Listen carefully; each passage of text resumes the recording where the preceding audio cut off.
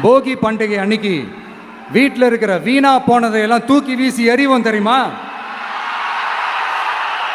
அந்த மாதிரி இந்த தேர்தலில் 75 வருஷ பவள விழா பாப்பாவையும் 55 வருஷ பல்லாங்குழி பாப்பாவையும் தூக்கி வீசி எறிவோமா? ஒரு நியூ கவர்னன்ஸ், ஒரு குட் கவர்னன்ஸ் ஒன்று கொண்டு வரலாமா?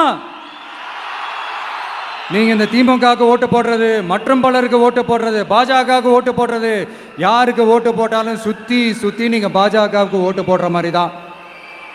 ஒட்டுமொத்த தமிழ்நாட்டு மக்களுக்கும் எதிரான ஓட்டு. நீங்க ஒன்று கவனிச்சிங்களா? ஒட்டுமொத்தமா எல்லாருமா சேர்ந்து ஒருத்தனை எதிர்க்கிறாங்க. அதுக்கு என்ன காரணம்? ஏன் அப்படி எதிர்க்கணும்?